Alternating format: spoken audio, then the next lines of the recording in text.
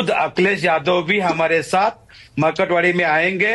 हम इसका ballot paper पे मतदान लेने के लिए हम पूरी तरह से पूरा पूरा इंडिया गठबंधन पूरी तरह से हम उतरेंगे उधर। लोकशाही के माध्यम से हम न्याय मांगेंगे। इन्होंने जिस तरह से लोकशाही का हत्या किया, डॉक्टर बाबा साहब अम्बेडकर का हत्या किया, इस लोगों ने जिस तरह से पैसे का बारिश किया, जिस तरह से पुलिस के वैन से पैसा लाया। और दूसरी बात, मेरा भी कुछ रिलेटिव आईएएस आईपीएस है, उनसे जानकारी से हमको मिला है। हम भी 50 साल बार बार बोलते हैं बीजेपी वाले कि 50 साल आरएसएस बोलते हैं, 50 साल कांग्रेस सत्ते पे है, तो हमारा भी कोई ऑफिसर है। एक भी ओबीसी ऑफिसर उधर उनके पास नहीं है, लेकिन उनका ही ऑफिसर हमको आके बोलते हैं हम ईवीएम से जब इलेक्शन हुआ 23 तारीख को। मानक जी 1 मिनट बात करनी चाहिए। मानक जी, इलेक्शन जिस दिन हुआ 58% हुआ करके इलेक्शन कमीशन ने डिक्लेयर किया 5 बजे। उसके बाद रात को 11:30 बजे बोलते हैं 62%। उसके बाद दूसरा दिन 3 बजे बोलते हैं 67%। ये क्या चल रहे हैं? क्या कोई पूछने वाला नहीं है?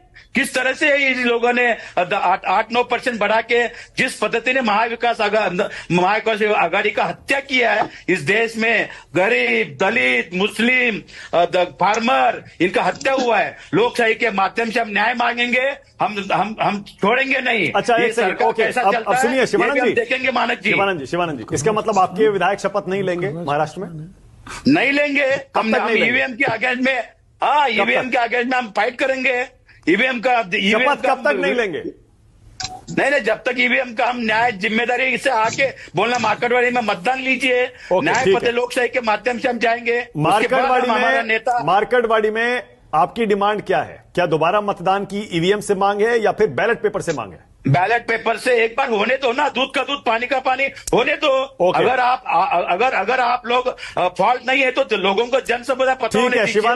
शिवानंद जी, मानक जी, मेरे को डेली फोन आता है। हमारे मित्र लोग महाराष्ट्र में है या बाहर, वो लोग कोई भी फोन किया ना, हम कांग्रेस को मतदान किया, शिवसेना उद्धव गुट को किया, शरद पवार जी को वोट किया। लोकसभा का इलेक्शन के टाइम 3 महीने पहले पूरी तरह से महाराष्ट्र विकास आघाड़ी सत्ते पे थे, कांग्रेस का एक एमपी था। अच्छा, आप सुनिए ना, देखिए आपकी बात में इतना कॉन्ट्रडिक्शन है। खुद ही आप कह रहे हैं कि लोकसभा चुनाव में आप जीते थे, वो वाला मतदान सही था, तब ईवीएम सही था। अब विधानसभा में आप हार गए तो खराब हो गया। मेरा सवाल दूसरा, खराब बोले तो अडानी। शिवानंद जी रुकिए ना, देखिए बहुत सारे मुद्दों को मिला रहे हैं आप। मैं आपसे सीधा ये पूछ रहा हूं, मार्केटवाड़ी में आप कह रहे हैं कि हमें बैलेट पेपर से चुनाव करवाने दीजिए। अरे आप कैसे चुनाव करवा लेंगे?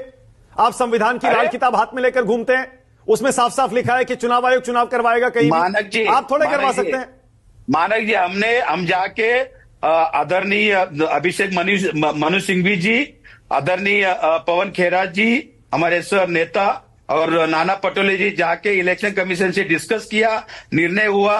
उन लोगों ने जांच करके हमको न्याय देने का अपेक्षा है और हमको न्याय मिलेगा। महाराष्ट्र में 6 महीने के अंदर इलेक्शन होगा। ये चैलेंज डंके के साथ बोलता हूँ। पूरा सुप्रीम कोर्ट, हाई कोर्ट, बड़े बड़े लॉयर, 40-50 लॉयर हम खड़ा करके हम न्याय मांगेंगे सर, छोड़ेंगे नहीं। मानक जी बिल्कुल सही है, मैं इस पर आपके साथ हुआ है। मैं बिल्कुल आपके साथ हूँ। अगर आप सुप्रीम कोर्ट, हाई कोर्ट, सुनिए, अम्बेडकर का हत्या हुआ है, छत्रपति शिवाजी महाराज का इधर अपमान हुआ है, मराठा समाज का अपमान हुआ है। अगर आप चुनाव आयोग, मानक जी, न्याय मिलना चाहिए। एक मिनट, अगर आप चुनाव आयोग, हाईकोर्ट, सुप्रीम कोर्ट जाने की बात कर रहे हैं, मैं भी आपके साथ हूं, बिल्कुल जाइए, हम सपोर्ट करेंगे आपको। के शर्मा, इतनी बेईमानी हुई है क्या? के शर्मा, हर तरफ से बेईमानी हुई है। वोट गया, डाला किसी को, गया किसी को।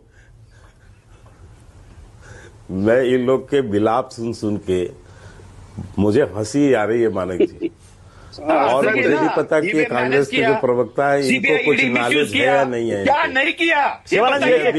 बीच में 10 साल बीजेपी सरकार। शिवानंद जी रुकिए ना, मैं पूछना चाहता हूँ, कौन सा महाराष्ट्र के लिए अच्छा काम किया? 5 काम बताइए। कोई दलित को न्याय दिया? कोई फार्मर को न्याय दिया? कोई नौजवान को न्याय दिया? बताइए शर्मा जी। अरे इतना गुस्सा मत होइए शिवानंद जी, रुकिए ना, जनादेश आया, रुकिए ना 1 मिनट प्लीज। एक जनता ने जनादेश की जो कालिक आपके मुंह पे पोती है, आप उससे बहुत जो है प्रताड़ित है, विलाप हो रहा है आपको इतनी भी समझ नहीं है। आप अभी कोर्ट की धमकी दे रहे हैं। 23 तारीख को परिणाम आए, 26 तारीख को सुप्रीम कोर्ट में एक केस दायर था ईवीएम को लेकर।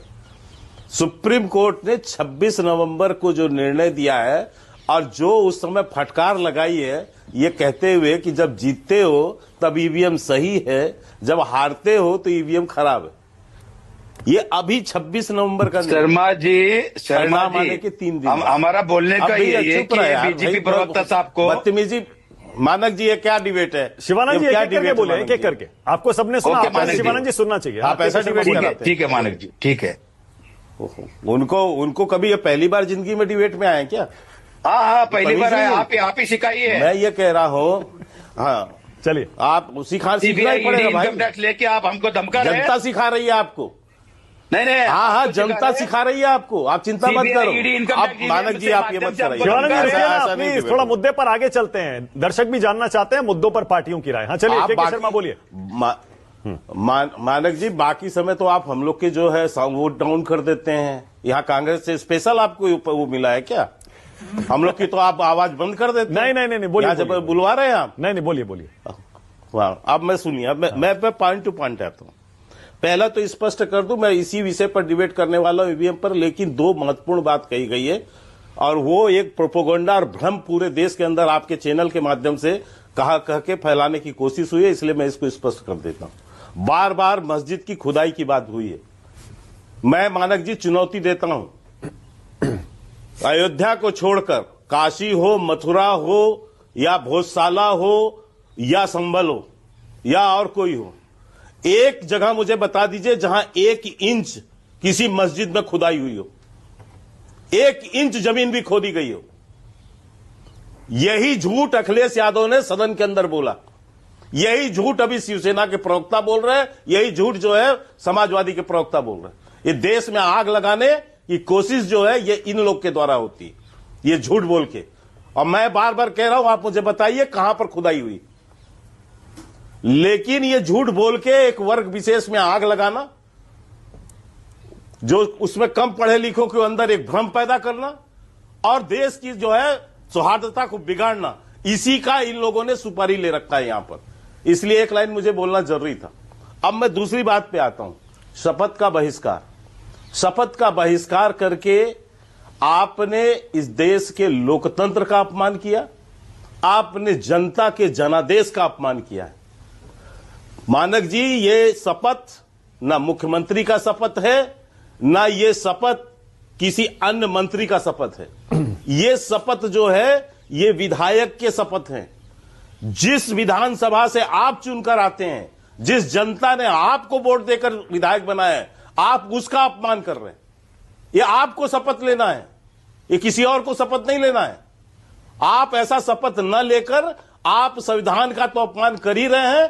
उस विधानसभा की जनता जिसने जिता के आपको भेजा है, आपने उसके मुंह पे जो है कालिक पोतने का काम किया है, उनके जनादेश को आपने अपमानित करने का काम किया। यह होती है इस शपथ की। और दूसरे दिन कि मैं पूछना चाहता हूं, भी बड़े जोश में बोल रहे थे कांग्रेस के प्रवक्ता, नहीं लेंगे शपथ, और जिस दिन ले लिया बाबू, ये जो है थूक के चाटोगे, थूक के चाटना पड़ेगा। बात कीजिए शर्मा जी, आप उछल के बोल रहे हो ना बीजेपी, इसलिए थूक के चाटोगे कि सदस्यता चली जाएगी। संभाल के ही बोल रहा हूं मानक जी, मुझे बोलने दीजिए। आपने हमारा नेता राहुल गांधी जी का घर खाली उनको किया, जानकारी नहीं है, खासदार की एमपी खाली किया। अरे भैया 3 बार थूक के चाट चुका है वो, 3 बार थूक के चाटा है। मानक जी मैं बता रहा हूं, आप नासिक हार गए, क्या बात कर रहे हैं? बड़ी बड़ी बातें कर रहे हो। शिवानंद जी रुकिए ना एक सेकंड, शिवानंद जी 1 मिनट, शिवानंद जी 1 मिनट रुक जाइए प्लीज, 1 मिनट रुक जाइए। अब के शर्मा आपने 2 मुद्दों पर अपनी राय रख दी। आपने जो मस्जिदों वाले सर्वे की जो बात कही, उसमें एक बात